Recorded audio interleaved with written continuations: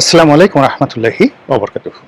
সম্মানিত দর্শক, আপনারা যারা এতদিন কতগুলো শব্দ শুনে আসছিলেন, মবের রাজত্ব এবং ডিপ স্টেট, এবং এই দুটো যে শব্দ, এই শব্দের যন্ত্রণায় গত 15-16টি মাস আমাদের জাতীয় জীবন রীতিমতো তছনছ হয়ে পড়েছে। ডিপ স্টেট বলতে আমরা যে জিনিসটা বুঝতাম সেটি হলো মার্কিন যুক্তরাষ্ট্র, তারা তাদের যে গোয়েন্দা সংস্থা সিআইএ এবং তাদের যে অভ্যন্তরীণ কতগুলো বাহিনী রয়েছে, যেমন যাকে বলা হয় সেই বাহিনীগুলো অন্যান্য দেশে তারা সশস্ত্র অপারেশন চালায়। সিআইএ হলো কূটনৈতিক সংস্থা, তাদের সশস্ত্র গ্রুপ রয়েছে।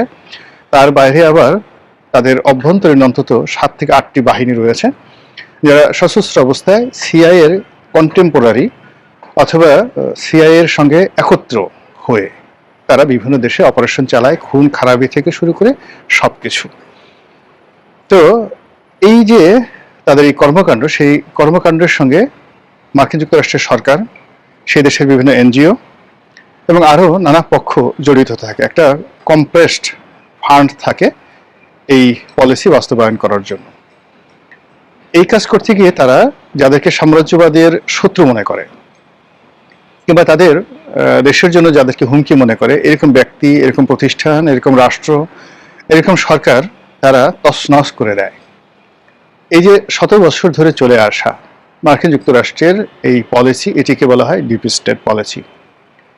এই ডিপ স্টেট পলিসির কারণে সাম্প্রতিক সময়ে শ্রীলঙ্কাতে যে রাজনীতির পট পরিবর্তন হলো, তারপর ইমরান খানের সরকারের যে পতন হলো, এবং ইমরান খান সরকার সেটি যখন খোলামেলা বলেছেন, তখন থেকেই আমরা যারা বাংলাদেশে ছিলাম, আমরা আশঙ্কা করছিলাম যে বাংলাদেশে এই চক্রটি খুব দ্রুত তারা সফলতা লাভ করবে।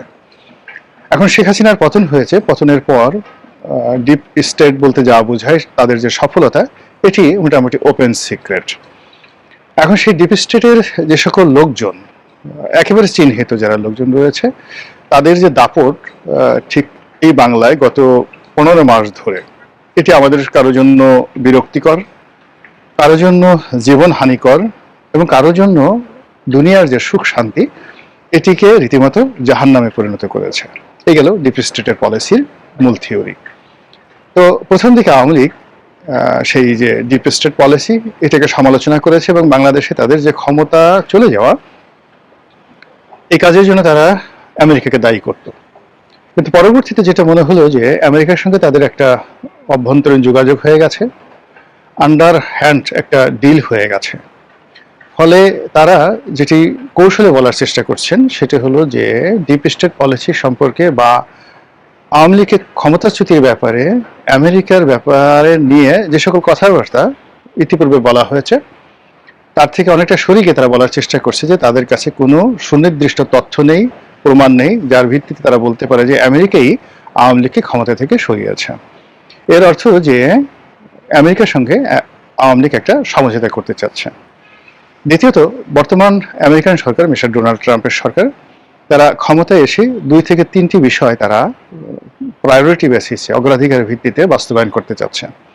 প্রথমত, তাদের নিজেদের অর্থ অন্য দেশের সরকার পরিবর্তন কিংবা অন্য দেশে যুদ্ধ করার জন্য তারা কোনো অবস্থাতেই সেটা ব্যয় করবে না। এই ব্যাপারে তাদের যত ফান্ডিং আছে সেই ফান্ডিংগুলো তারা বন্ধ করে দিয়েছে। তারা বিভিন্ন এনজিও, তাদের যে রাষ্ট্রীয় সংস্থা ইউএসএইড, তারপর আরও অনেকগুলো আন্তর্জাতিক সংস্থাকে ব্যবহার করতো এই ডিপ স্টেটের হাতিয়ার রূপে, সেই জায়গাতে তারা বন্ধ করে দেয়। এবং বাংলাদেশের ব্যাপারে একেবারে নির্দিষ্ট কত টাকা খরচ করা হয়েছে গত কয়েক বছরে, সেই তথ্যটি জনাব ডোনাল্ড ট্রাম্প স্বয়ং তিনি সেটি বর্ণনা করেন। এরপর থেকে রীতিমতো হইচই পড়ে যায় এবং বাংলাদেশে যারা ডিপ স্টেটের এজেন্ট রূপে যাদেরকে চিহ্নিত করা হয়েছিল বা এখনো যারা আছে, তাদের উপরে রীতিমতো বাস পড়ে। এখন মার্কিন যুক্তরাষ্ট্র হয়তো তাদের উপর একটা নৈতিক সাপোর্টের যে হাত, এটি বহাল রেখেছে, কিন্তু আগে যেভাবে লজিস্টিক সাপোর্ট দেওয়া হতো, মিলিটারি অ্যাসিস্ট্যান্স, তারপর অর্থ দিয়ে, অস্ত্র দিয়ে যে সহযোগিতা করা হতো আমেরিকার পক্ষ থেকে, সেটি বাংলাদেশ সহ অন্য কোনো দেশই তারা এই মুহূর্তে আমেরিকা করছে না। ফলে ডিপ স্টেট যে পলিসি, এটি আপাতত ডিপ ফ্রিজের মধ্যে ঢুকে গেছে। আর অন্যদিকে এই ডিপ ফ্রিজ থেকে কোনো মতে বের হওয়ার জন্য যারা ডিপ স্টেটের এজেন্ট এদেশে ছিলেন, তারা ভাগতে চাচ্ছেন, সেফ এক্সিট চাচ্ছেন, পালাতে চাচ্ছেন, অথবা রিকনসিলিয়েশন, যারা আগামীতে ক্ষমতায় আসবেন তাদের সঙ্গে একটি সমঝোতা করার চেষ্টা করছেন।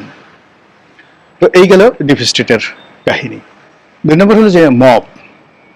আমাদের দেশে এই গত 15 মাস ধরে যে মবের রাজত্ব চলছে, এটির সঙ্গে অতীতের যে পর্তুগিজ জলদস্যু কিংবা মগদের যন্ত্রণা, অথবা যে বর্গী, নবাব আলীবর্দী খানের জামানাতে বর্গীদের যে আক্রমণ হতো, মারাঠা ডাকাতরা সেই যে বাংলাদেশে প্রায় মোর দ্যান 20 ইয়ার্স, 20 বছর ধরে যে অরাজকতা তৈরি করেছিল, তো সেই অরাজকতার সঙ্গে তুলনা করা হতো গত সেই 15 মাসের মবকে।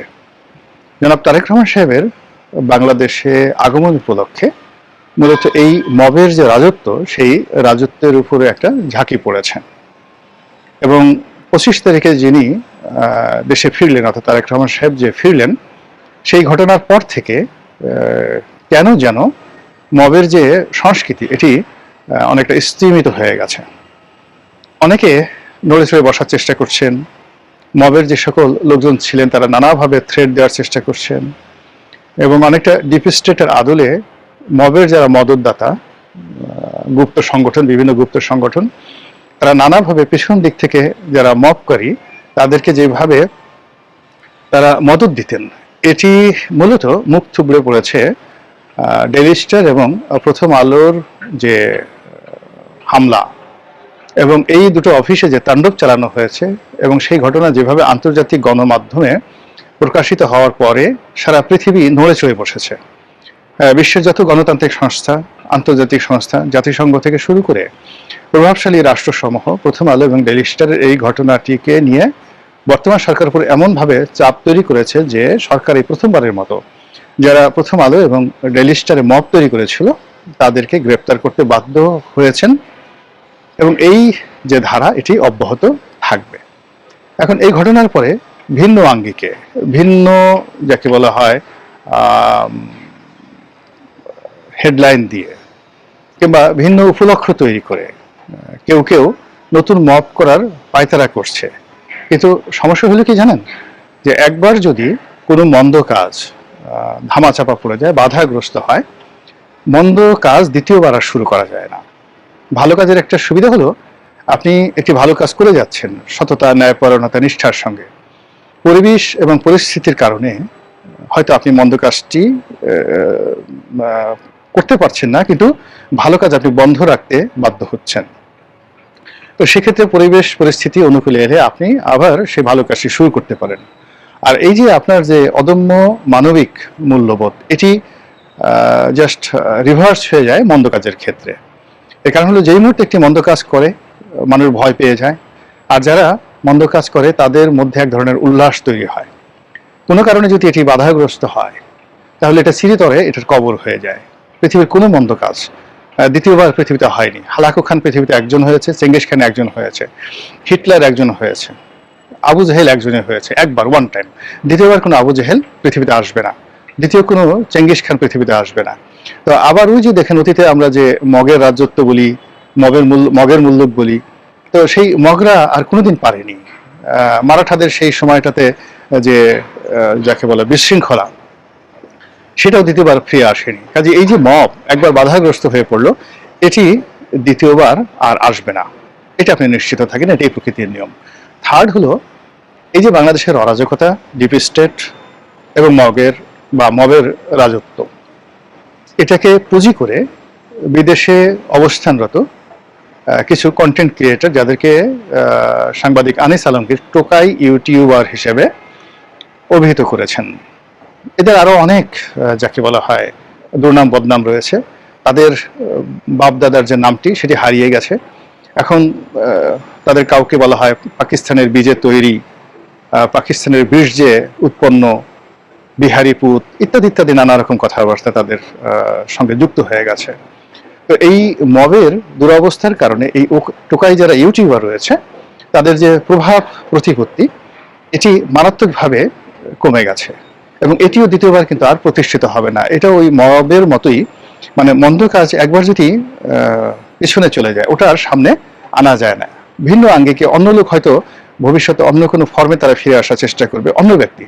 কিন্তু কোনো কারণে যদি একজন ডাকাত সে ধরা পড়ে, কিংবা ধরুন একজন আন্ডারওয়ার্ল্ডের ডন সে কোনো কারণে বাধাগ্রস্ত হয়, দ্বিতীয়বার সে আর ফিরে আসতে পারে না। আমাদের পাক ভারত উপমহাদেশের সেই যে কুখ্যাত হাজি মাস্তান, কিংবা ধরুন ছোট শাকিল, রাজন, ছোট রাজন, দাউদ ইব্রাহিম, এই মানুষগুলো একবারই তৈরি হয়, দ্বিতীয়বার তৈরি হয়নি।